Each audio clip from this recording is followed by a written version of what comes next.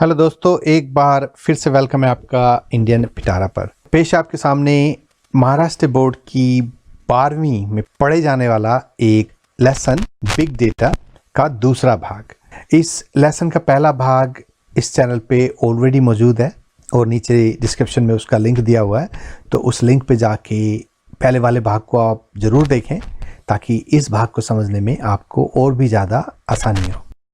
तो समरी में big data का यही है कि बिग डेटा आजकल हम जितना समय इंटरनेट पे बिताते हैं उतना शायद किसी और चीज़ पे नहीं बिताते हम, क्योंकि आजकल इंटरनेट जो है एक बहुत ही विशेष इंट्रूसिव जो मतलब दखल अंदाजी करता है और एडिक्शन जिसकी लत पड़ गई हो हमें, वो बन चुका है। और ऐसा करते हुए हम जो सूचना लेते हैं और जो देते हैं वो इतना विशाल हो गया है कि उसे कलेक्ट करने के लिए इतनी बड़ी बड़ी चीज़ें लगती हैं कि उससे एक छोटा शहर बस जाए शायद। तो उसी को लेकर ये चैप्टर है बिग डेटा। और बिग डेटा डिपेंड करता है कि कौन यूज़ कर रहा है। अगर इसे प्लानिंग कमीशन यूज़ करता है तो वो आने वाले सालों में और अच्छी प्लानिंग बनाता है कि कैसे देश को ऊपर ले जाएं, अच्छा करें।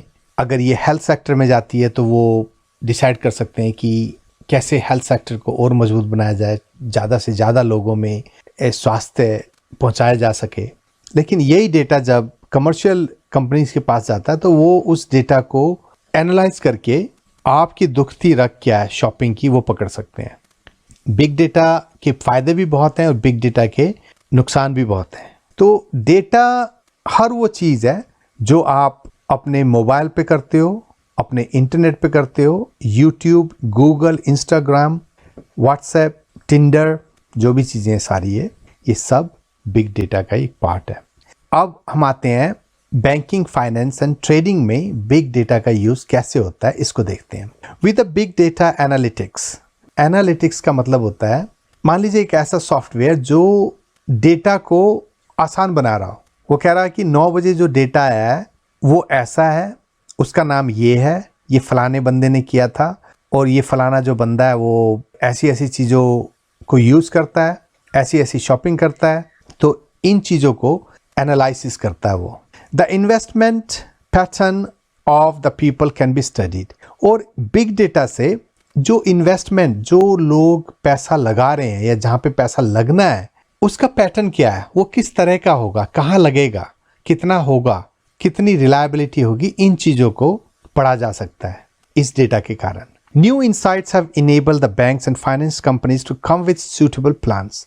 अब ये जो नई चीज़ें आई हैं, क्योंकि डेटा इतना अवेलेबल है कंपनीज के पास, बैंक्स के पास, कि ये नए प्लान्स बना सकते हैं। पहले ये होता था आप बैंक में जाते थे, पैसा रखा आपने, अच्छा 1 साल के लिए फिक्स्ड हो गया जी मेरा।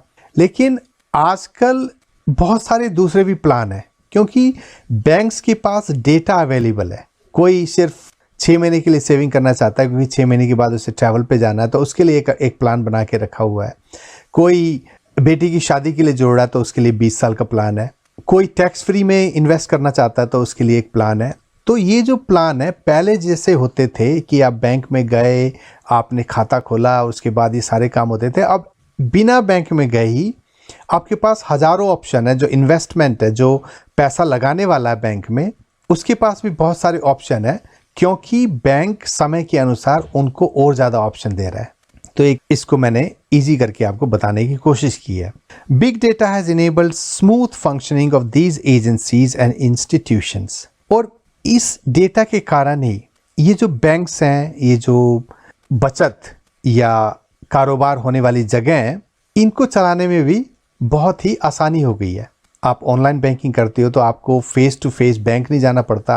मान लीजिए अगर ऑनलाइन बैंकिंग नहीं हो और हम सभी को बैंक जाना पड़े, तो बैंक को उन सारे कस्टमर्स को डील करने में डे टू डे कितनी परेशानी हो। Banking and finance sector is using big data to predict and prevent cyber crimes. Banking और ये जो कारोबार से जुड़ी हुई जो कंपनियां हैं, वो बिग डेटा को कैसे पता लगाएं और कैसे ये जो साइबर क्राइम्स हैं जो नेट के थ्रू होते हैं, उसको कैसे रोका जाए, इसमें भी मदद करता है। कार्ड फ्रॉड डिटेक्शन, किसी का कार्ड तो कोई यूज़ नहीं कर रहा है ऐसे, इस बारे में भी बिग डेटा से मदद मिलती है। Archival of audit trails, archival मतलब उसका जो लेखा जोखा होता है कि कहाँ पे खर्च हुआ है, ऑडिट ट्रेल्स कहाँ पे कितना गया है, तो इन बातों का लेखा जोखा भी बिग डेटा से हमें मिलता है, etcetera. By analyzing the past data of their customers and the data on previous brute force attacks, banks can predict future attempts. और जैसा कि मैंने आपको बताया कि पिछले रिकॉर्ड्स को देख के उसका डेटा लेके आने वाले या होने वाली चीज़ों के बारे में डेटा आपको इन्फॉर्म करता है. और ब्रूट फोर्स का मतलब होता है, कंप्यूटर में क्या होता है कि ऑनलाइन सबके पासवर्ड्स होते हैं बैंकिंग में, तो कई सॉफ्टवेयर ऐसे होते हैं जो पासवर्ड का कॉम्बिनेशन मिलाते हैं. वो क्या करते हैं, पहले A B A C A D ऐसे करके ना वो एक के बाद एक नंबर मिलाने की कोशिश करते हैं. तो क्या होता है, अगर आपका पासवर्ड इजी है, मान लीजिए आपने राम रखा है अपना पासवर्ड, तो वो A B A C A D करते करते वो RAM बना लेगा और ये चीज़ें होने में ज़्यादा समय भी नहीं लगता. तो ऐसी चीज़ों को ब्रूट फोर्स अटैक कहा जाता है और बिग डेटा इसको प्रिवेंट करने में भी मदद करता है. Big data not only helps in predicting cyber crimes, but it also helps in handling issues related to missed transactions and failure in net banking. अब बिग डेटा जो है साइबर क्राइम्स को रोकने में ही या उसको प्रिडिक्ट बताने में ही मदद नहीं करता, इसके साथ ही वो उन इश्यूज को भी स्मूथ बनाने की कोशिश करता है, अच्छा बनाने की कोशिश करता है, जो कि जैसे कि मिस्ड ट्रांजैक्शन. मान लीजिए आपने किसी को भुगतान करना चाहा और वो हुआ ही नहीं क्योंकि इंटरनेट पे कोई प्रॉब्लम थी या बैंकिंग के सॉफ्टवेयर में कोई प्रॉब्लम थी, या आप बैंक से कोई कारोबार करना चाहते हो नेट बैंकिंग, वो भी पॉसिबल नहीं हो पाया. तो इन चीज़ों को भी वो करने में मदद करता है. It can even predict possible spikes on servers so that banks can manage transaction accordingly. और ये जो डेटा है ये भी बता सकता है कि इस समय पे उछाल आएगा इंटरनेट या आपके ऑनलाइन बैंकिंग को बहुत सारे लोग इस वक्त यूज करेंगे, तो ऐसी चीजों को भी बता देता है और इससे क्या होता है, बैंक समय पे इसको ठीक कर सकता है. The Securities Exchange Commission (SEC) is using big data to monitor financial markets for possible illegal trades and suspicious activities. Security Exchange Commission एक गवर्नमेंट इकाई है जो कि बिग डेटा से आई हुई जो इंफॉर्मेशन होती है उससे मॉनिटर करता फाइनेंशियल मार्केट्स होते हैं, जैसे कि शेयर बाजार है वगैरह, और ये देखता है कि कोई इलीगल ट्रेडिंग तो नहीं कर रहा या वहाँ पर कोई सस्पिशियस एक्टिविटीज़, कोई संदेह करने वाली, कोई शक वाली कोई बात तो नहीं हो रही. तो स्टॉक मार्केट में क्या होता है कि कई लोगों को अंदर की बात पता होती है, उनको पता होता है कि इस बार जो है ये जो फलानी कंपनी है इसने बहुत अच्छा बिजनेस किया और जब स्टॉक मार्केट खुलेगा तो इसके शेयर बहुत ऊपर जाएंगे. तो वो पहले से ही उनको ये बात पता होती है और वो उस कंपनी के शेयर खरीद लेते हैं मान लीजिए. तो इससे क्या होता है, जो दूसरी जनता है जो इस बात को नहीं जानती उसे वो शेयर ऊंचे रेट में खरीदने पड़ते हैं, क्योंकि जिन्हें पता थी वो बात उन्होंने पहले से ही सस्ते में खरीद लिया होता है. और जब मार्केट में उछाल आता है तो जो लोग पैसा लगाते हैं इसमें वो महंगे में खरीदते हैं. तो ऐसी चीज़ें अलाउड नहीं है और इसलिए SEC जो है बिग डेटा के पैटर्न को लेकर इन चीज़ों पर निगाह रख सकती है. The SEC is using network analytics and natural language processors to identify possible frauds in the financial market. और SEC इन चीज़ों के लिए ये जो नेटवर्क एनालिटिक्स जो होता है, मतलब जो कंपनी के नेटवर्क्स हैं, जो स्टॉक से रिलेटेड नेटवर्क्स हैं, तो इस पे ध्यान रखकर, इसको निगरानी में रखकर कोई अनरीजनेबल बात तो नहीं हो रही, कोई अननेचुरली तो यहाँ पे कुछ डेटा में ऊपर नीचे नहीं हो रहा, ऐसा तो कुछ नहीं आ रहा. तो इन चीज़ों को लेकर वो इस पे निगाह रख सकती है. High frequency trading EFT is an area where big data finds a lot of use today. High frequency trading एक एरिया है जिसमें बिग डेटा बहुत काम आता है. High frequency trading EFT is an area where big data finds a lot of use today. इन्हीं चीज़ों में से एक है हाई फ्रीक्वेंसी ट्रेडिंग, जिसमें बिग डेटा का बहुत यूज होता है या इससे मदद मिलती है. तो हाई फ्रीक्वेंसी ट्रेडिंग कहते हैं, ये स्टॉक मार्केट से रिलेटेड एक टर्म है. इसमें क्या होता है कि मान लीजिए आप शेयर खरीदना चाहते हैं किसी कंपनी का, आप ऑनलाइन जाते हैं और मान लीजिए आपने 100 शेयर खरीदे, ठीक है, और ये सारी चीजों को करने में शायद आपको 15-20 मिनट, 1 घंटा 2 घंटा कितना लग सकता है, ठीक है। लेकिन आजकल सॉफ्टवेयर बने हुए हैं। वो सॉफ्टवेयर क्या होता है कि स्टॉक मार्केट जब खुलता है तो इसमें सेकंड से भी कम समय में सैकड़ों डील्स होती हैं, मतलब प्राइस ऊपर जाते हैं नीचे जाते हैं, ये रुकता नहीं है। सेकंड के भी 10वें 100वें 1000वें हिस्से में ये जो है ऊपर नीचे जाते रहते हैं, ये चलता रहता है इनका। तो मान लीजिए आप गए, आपने सिर्फ 100 शेयर खरीदे और बात खत्म हो गई। लेकिन आपने जिस टाइम पे शेयर खरीदे उस टाइम में ये शेयर प्राइस 1000 बार ऊपर गए, 1000 बार नीचे आए, ये आप नहीं देख सकते, लेकिन ऐसा होता है। और इसके लिए सॉफ्टवेयर बने हुए हैं, और सॉफ्टवेयर क्या करते हैं, जब प्राइस नीचे आता है तो ये खरीद लेते हैं, और इनके पास पैटर्न होता है कि ऐसे प्राइस नीचे आया है और इतनी देर में ऊपर जाएगा, ये जा सकता है, और ये जैसे ही ऊपर जाता है इसे बेच देते हैं। और ये जो होता है ये 1-2 शेयर नहीं होते, इसमें लाखों शेयर एक बार में खरीदी जाती हैं और बेची जाती हैं। और इसलिए अगर जो नाफा है वो एक शेयर में अगर 1 पैसा या 1 रुपया भी बनता है तो आप लगा लीजिए 1 लाख शेयर में उसका फायदा कितना होगा। और इसी को हाई फ्रीक्वेंसी ट्रेडिंग कहा जाता है। तो बिग डेटा के कारण शेयर मार्केट में भी बेचने और खरीदने के डिसीजन लिए जाते हैं। Today the majority of equity trading now takes place via data algorithms that increasingly take into account signal from social media networks and news websites to make buy and sell decisions in split seconds. Equity trading, फिर वहीं stock market में हम आ गए हैं, और ये कह रहा है कि आजकल जितनी भी चीजें होती हैं स्टॉक मार्केट में, खरीदना बेचना, ये बिग डेटा के कारण होता है। क्योंकि ये जो बिग डेटा है ये ना सिर्फ स्टॉक मार्केट का जो पैटर्न है, जो कंपनी के शेयर हैं उनका पैटर्न है, बल्कि सोशल मीडिया, यहाँ तक कि फेसबुक जैसे साइट्स जैसे इन चीज़ों से भी प्रभावित होता है, और उसी प्रभाव में ये खरीदे और बेचे जाते हैं। स्पोर्ट्स, अब खेलकूद में देख लीजिए, when watching a cricket match we are shown so many permutations and combinations of statistical analysis. अब जब हम क्रिकेट मैच देख रहे होते हैं तो हमें इतनी ज़्यादा चेंजेस, प्रीम्यूटेशंस एंड कॉम्बिनेशंस, वेरिएशंस, जो विभिन्न तरीके से खेल दिखाया जाता है, स्टैटिस्टिकल एनालिसिस, जो सांख्यिकी मतलब नंबर का जो क्रम होता है उस हिसाब से मैच हमें दिखाया जाता है। अब उसको अगर आप सीधी सादी भाषा में बोलें, जब आप टीवी पे मैच देखते हो तो जब वो कई बार आपने देखा होगा जब बॉल दिखाते हैं तो दिखाते हैं कि कैसे 10 बॉलें यहाँ पड़ी थी, 10 बॉलें यहाँ पड़ी थी, 5 बॉलें वहाँ पड़ी थी, 2 बाहर चली गई, ऐसा ऐसा करके जो आपको ग्राफ दिखाते हैं वहाँ पे, तो उसी के सिलसिले में ये बात है। Gigantic data has been created over a period of time from the recording of matches, training sessions and workouts। और इन मैचों में भी वही चीजें होती हैं, gigantic, बहुत विशाल एक डेटाबेस बना होता है, डेटा का एक पैटर्न बना होता है, जो कि पिछले मैचों से, पिछले समय से, रिकॉर्डिंग से मैचों की, उसके जो ट्रेनिंग हुए हैं खेल में, उसके जो वर्कआउट्स हुए, मतलब जो वर्जिश वगैरह करते हैं ये जो खिलाड़ी वगैरह, इन सब को मिला के जो डेटा तैयार होता है उससे ये डेटा बना होता है। The data enables a sports person to study his performance as well as of the other players world wide.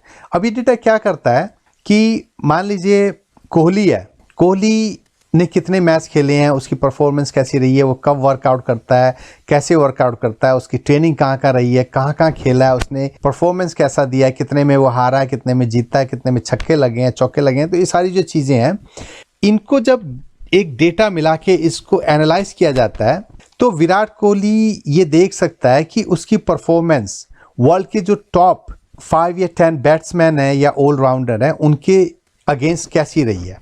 अगर अच्छी रही है तो बहुत बढ़िया, उसी पैटर्न को उसने चलाना है आगे भी, जो वर्कआउट करना है, ट्रेनिंग करनी है, जो मैच खेलनी है जिस हिसाब से खेले हैं उसने। लेकिन अगर वो कम होती है देन ही कैन इम्प्रूव, वो उसको वर्कआउट और करके अपना पैटर्न थोड़ा बदल के ठीक कर सकता है। It has tremendously helped in improving individual as well as team performance. Tremendously, बहुत ही बड़ी मात्रा में इन चीज़ों से जो खिलाड़ी है उसको अच्छा बनाने में मदद करती है। साथ ही साथ टीम की जो परफॉर्मेंस है, अगर सभी खिलाड़ियों की इसी तरीके से हम परफॉर्मेंस देखते हैं और सब अपनी अपनी परफॉर्मेंस को जज करके या एनालाइज करके उसको बेहतर बनाएं तो टीम परफॉर्मेंस नेचुरली अच्छी हो जाएगी। The sensors embedded in the sports equipment help us to understand our game from close quarters। Sensors जो होते हैं embedded, वो गुथे रहते हैं, मतलब किसी के बैट पे लगा होगा, किसी के ग्लव्स में लगा होगा, किसी के हेलमेट में लगा होगा। आपने विकेट्स देखे हैं, विकेट में भी माइक्रोफोन वगैरह, सेंसर्स वगैरह, कैमरे वगैरह लगे होते हैं। तो क्लोज क्वार्टर्स, बहुत ही पास से इन चीज़ों को हम देख सकते हैं।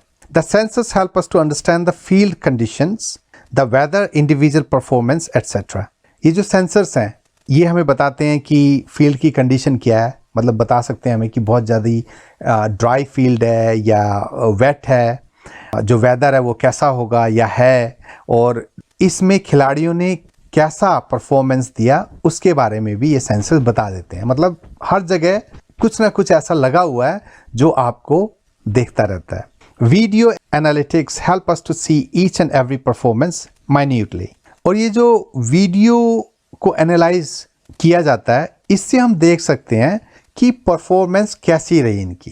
एडवर्टाइजिंग, अब विज्ञापन जो होते हैं, advertisers are one of the biggest player in big data.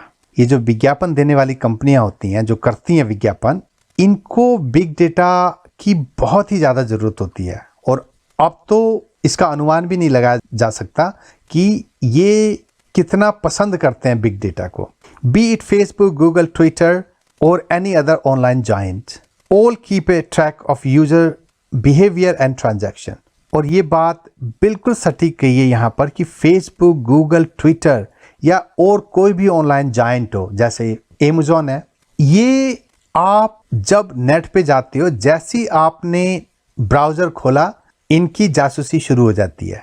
आप क्या खाते हो, क्या पहनते हो, कहाँ से हो, कितना पढ़े हो, कितना नहीं पढ़े हो, कितना कमाते हो, मतलब सारी की सारी इंफॉर्मेशन आप एक बार में इन्हें ना दो, लेकिन आप धीरे धीरे ये सारी इंफॉर्मेशन इन पे पहुंचा देते हो। उसमें शायद इनको 2 महीने लगें, 6 महीने लगें, साल लगे, 2 साल लगे, क्योंकि आपका पूरा जो बायोडाटा होता है इनके पास रहता है। कौन कौन सी वेबसाइट देखी, किस किस डेटिंग साइट पे आप गए, ये सारा जो है लेखा जोखा ये बना के रखते हैं आपका। These internet giants provide a great deal of data about people to the advertisers so that they can run targeted campaigns। और ये जो giants हैं, ये जो गूगल है, ये जो फेसबुक है, ये जो ट्विटर है, अमेज़न है, ये इस डेटा को एडवर्टाइजर्स को पास कर देते हैं या खुद एडवर्टाइजर्स जैसे यूज़ करते हैं। अमेज़न तो खुद एक बेचने वाली कंपनी है, तो उसके लिए तो ये और भी अच्छा है कि उसको डेटा अपने आप ही मिल जाता है, उसको किसी से शायद खरीदने की जरूरत ना हो। Take Facebook for example, here you can target people based on buying intent, website visits, interest, job roles, demographics and what not. Facebook को देख लें, यहाँ पर आप अगर विज्ञापन देते हो या अगर आपको विज्ञापन दिखाए जाते हैं, तो ये विज्ञापन, ये जो एडवर्टीजमेंट्स हैं, उन चीज़ों का परिणाम होते हैं जो आपके खरीदने की इच्छा को दिखाते हैं। आप कितनी बार उस वेबसाइट पे आए हो उसको दिखाते हैं, आपके इंटरेस्ट क्या है, आप कैसा काम करते हो, डेमोग्राफिक्स, किस जगह से हो आप, और ऐसी चीज़ों से ये विज्ञापन पैदा हुए होते हैं। तो कहने का मतलब है, चाहे वो आप गूगल पे जाओ, चाहे फेसबुक पे जाओ, चाहे अमेज़न पे जाओ, अगर एक बार वो पहचान जाते हैं, और जो कि बहुत ही आसान होता है इनके लिए पहचानना कि ये आप हो और आप इस जगह से हो, तो वो आपको ऐसी ऐसी चीज़ों के विज्ञापन दिखाते हो जिसके खरीदे जाने की आपकी दिली तमन्ना होगी, या मतलब आप पसंद करोगे। All this data is collected by Facebook algorithms using big data analysis techniques। Facebook भी जब इस डेटा को कलेक्ट करता है तो इसमें भी बिग डेटा को जो एनालिसिस करने की टेक्निक्स होती है उसको यूज़ किया जाता है। The same goes for Google। When you target people based on clicks, you will get different results, and when you create a campaign for leads, then you will get different results। Google के लिए भी ये बात लागू होती है कि जब क्लिक्स के द्वारा आपके सामने विज्ञापन पेश किए जाते हैं, या ये कह लें कि वो विज्ञापन जिसमें क्लिक्स होते हैं, मान लीजिए आपने देखा कि एक कंप्यूटर बहुत अच्छा है और 30,000 का मिल रहा है, आपने क्लिक कर दिया उस पर, तो वो एक रिजल्ट हो गया। और एक रिजल्ट वो होता है लीड्स, ये एडवर्टाइजिंग इंडस्ट्री के या गूगल एडवर्टाइजिंग के वर्ड्स हैं, और लीड्स ये होता है जो आपको मतलब लीड करता है कि आपने ये चीज़ खरीदनी है। तो इन दोनों में जो मेथड यूज होते हैं वो डिफरेंट होते हैं, और ये जो डिफरेंस है ये बिग डेटा से गूगल या फेसबुक जैसी कंपनियां एनालाइज कर सकती हैं, बता सकती हैं। All this is made possible using big data, और जैसा मैंने आपको बताया ये चीज़ें हो सकती हैं अगर बिग डेटा को यूज किया जाता है। एंटरटेनमेंट एंड मीडिया, अब मनोरंजन की दुनिया में आप आ जाओ। In the field of entertainment and media, big data focuses on targeting people with the right content at the right time. अब किसी फिल्म को प्रमोट करना है, फेसबुक पे डाल दीजिए। किस समय डालनी है? जब ईद हो, जब दिवाली हो, क्योंकि उस समय ज़्यादा प्रचार मिलेगा आपको। और एक बार जब ये बात बन जाती है कि इस फिल्म को फेसबुक पे पता नहीं इतने करोड़ लोग फॉलो कर रहे हैं या ट्विटर पे इतने करोड़ लोग फॉलो कर रहे हैं, तो उसका एक ज़बरदस्त फ़ायदा उस फिल्म को पहुंचता है। तो एक सिंपल सी बात यही है कि बिग डेटा इसमें यूज़ किया जाता है कि किस समय कैसे इसको प्रमोट करना है, कि कौन कौन सी चीज़ें डालनी है इसमें ताकि लोगों का ध्यान इसकी तरफ जाए। Based on your past views and behaviour online you will be shown different recommendation. अब अगर आप अमेज़ॉन प्राइम पे जाते हो तो वहाँ पे भी यही बात लागू होती है, आपको वो सीरीज़ दिखाई जाएंगी या उसके विज्ञापन दिखाए जाएंगे या वो उन फिल्मों के थंबनेल्स जो पिक्चर्स होती हैं, जो फोटोज़ होती हैं आपके सामने आएंगी, जिसे शायद आप देखना ज़्यादा पसंद करो। This technique is popularly used by Netflix and YouTube to increase engagement and drive more revenues. और यही बात नेटफ्लिक्स और यूट्यूब पे भी लागू होती है। आपने देखा होगा यूट्यूब पे आप अगर किसी एक चीज़ को देखते हैं तो उस सारे दूसरी वीडियो जो है वो ला के आपके सामने रख देते हैं कि भैया ये भी देख लो। Now even television broadcaster are looking to segment their viewers database and show different advertisements and shows accordingly. अब टेलीविजन वाले भी यही कर रहे हैं, वो भी पीछे लगे हुए हैं इन चीज़ों के, अब कि इस सीरीज़ का ये जो भाग था लोगों ने बहुत पसंद किया और उस समय दबा के यहाँ पे जो है एडवर्टीजमेंट डालो। तो ये सब बिग डेटा के कारण ही पॉसिबल होता है। This will allow better revenue from ads and will provide a more engaging user experience. और ऐसा करके क्या होता है कि इनको ज़्यादा एडवर्टीजमेंट दिखाने का मौका मिलता है, और जब ज़्यादा एडवर्टीजमेंट टीवी वाले दिखाएंगे तो टीवी वालों को ज़्यादा पैसा मिलेगा एडवर्टाइजर्स की तरफ से। एजुकेशन इंडस्ट्री, अब पढ़ाई के मामले में भी आप देख लो, big data has inundated the education industry. Inundated मतलब इतनी ज़्यादा मात्रा में आपके सामने पेश किया इसने। It has transformed it in leaps and bounds. इसने यहाँ पे भी बहुत उछाले भरी हैं जिस तरीके से इसने इसको ट्रांसफॉर्म चेंज किया है। Now we have information about the students, their study patterns and we can now prepare customised and dynamic learning programmes according to the need of an individual student.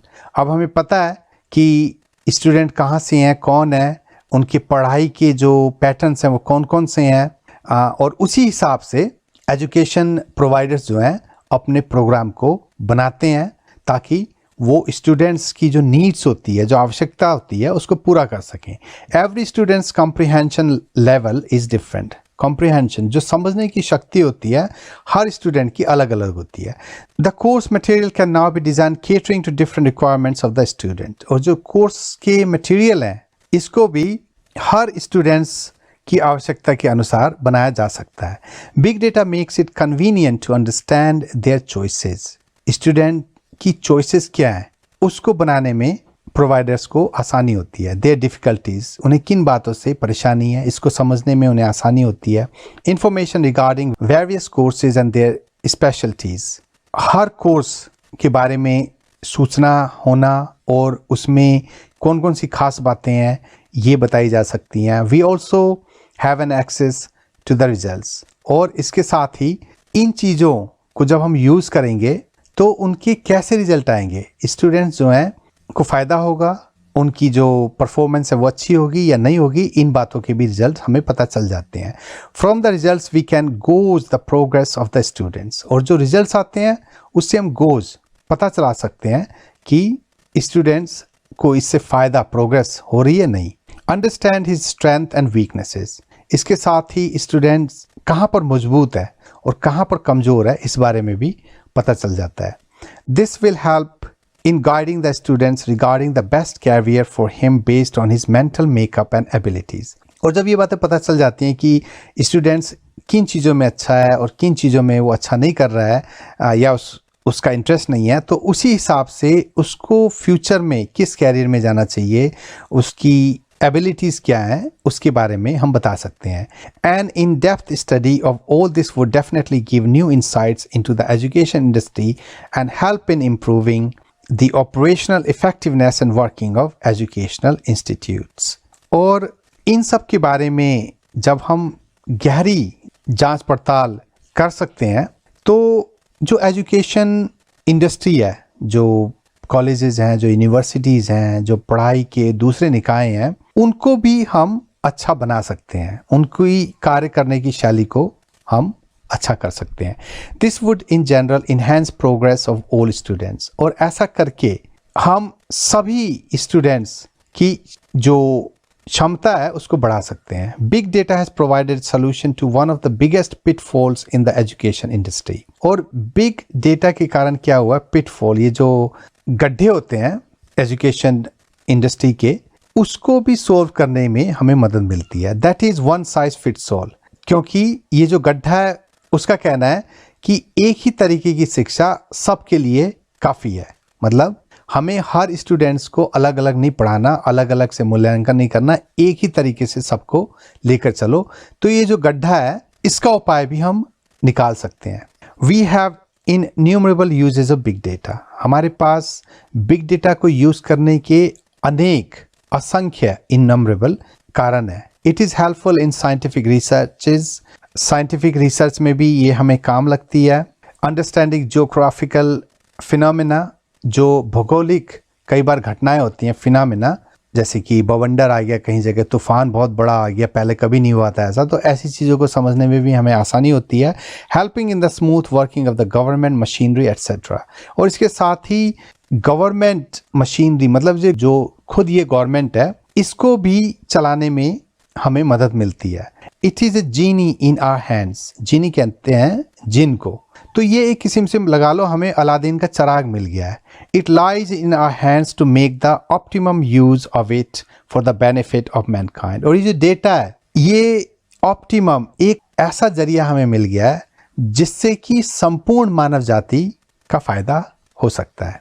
तो दोस्तों, जैसा कि आपने देखा बिग डेटा क्या है, इसके क्या क्या फ़ायदे हैं, नुकसान है, इस बारे में हमने चर्चा की. तो होपफुली आपको पसंद आया है और कमेंट ज़रूर दीजिएगा, ज़रूर बताइएगा कैसा लगा. और अच्छा हो तो लाइक सब्सक्राइब करना ना भूलें. जल्दी आपसे फिर मुलाकात होगी. तो आज के लिए इतना ही. Good bye.